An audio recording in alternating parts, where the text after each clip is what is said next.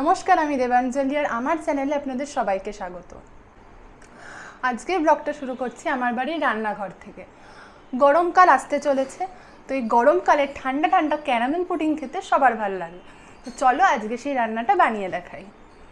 Caramel pudding বানানোর জন্য যে যে উপকরণগুলো রাখবে সেগুলো হলো 200 ml দুধ, বাটার, ভ্যানিলা এসেন্স, 3টে ডিম, গুঁড়ো চিনি আর ক্যারামেল বানানোর জন্য এমনি চিনি আর র্যাপ করার জন্য র্যাপিং পেপার।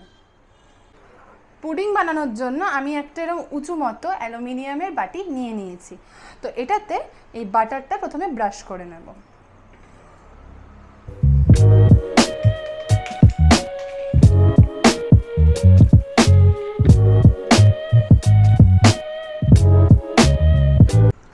এরপর আমরা ক্যারামেলটাকে তৈরি করে নেব। তো চিনিটাকে ননস্টিক প্যানের মধ্যে হালকা আঁচে দিয়ে একটু নাড়ালেই ক্যারামেল তৈরি হয়ে যাবে।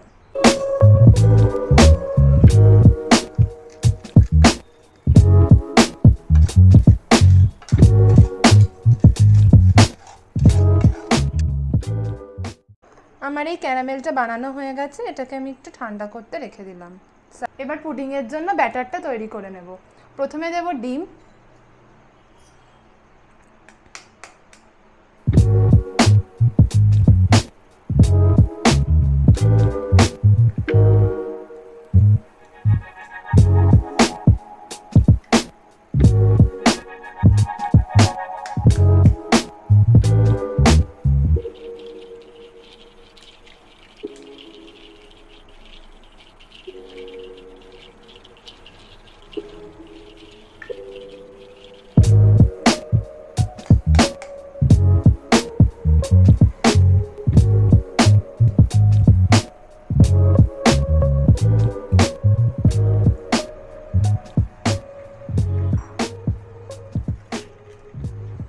তারপরে দিয়ে দেব গুঁড়ো চিনি,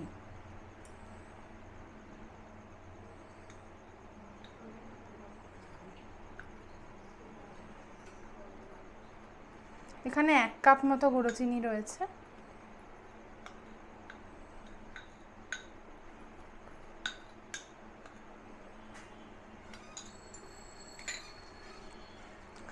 তারপরে এটাকে মিক্স করে নিলাম।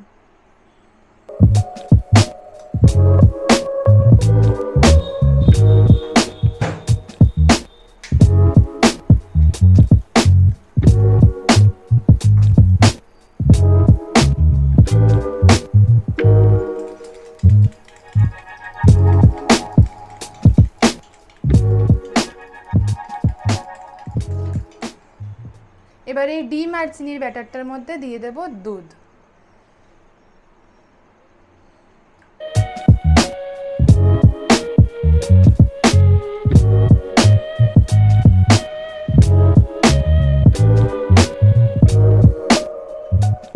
এবার অ্যাড করে নেব 1 চামচ ভ্যানিলা এসেন্স।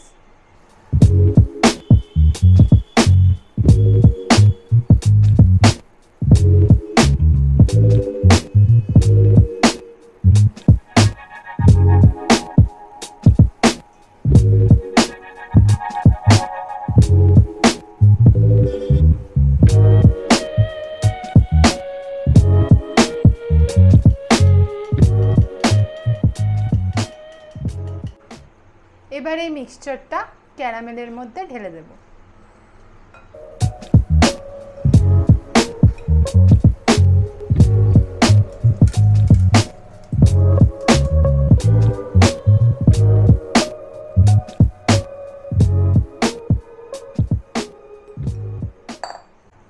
এবার এই বাটিটাকে এই অ্যালুমিনিয়াম ফয়েল দিয়ে মুড়ে দেব, যাতে কিছুতেই জল না ঢুকতে পারে মিক্সচারের ভিতরে।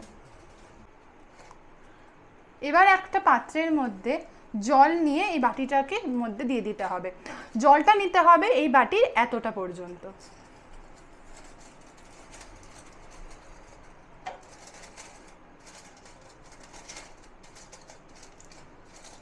বাটিটাকে বসিয়ে দিলাম। এবার একটা ঢাকনা দিয়ে এটাকে চাপা দিয়ে রাখতে হবে 30 মিনিট অবধি।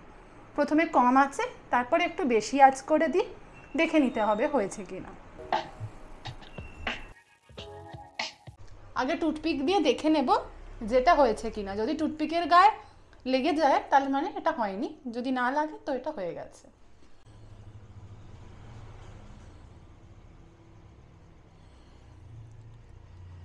টুথপিকে কিছু লাগা নেই, তার মানে এটা হয়ে গেছে। এবার এটাকে 3 ঘন্টা মতো ফ্রিজে রেখে ঠান্ডা করে নিতে হবে।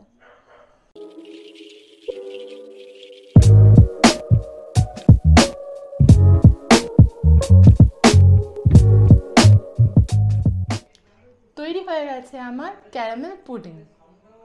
এই রেসিপিটা ভালো লেগে থাকলে সবাই বাড়িতে ট্রাই করুন। আর এই ভিডিওটাকে লাইক, শেয়ার আর সাবস্ক্রাইব করে দিন। কমেন্ট করে জানাতে ভুলবেন না।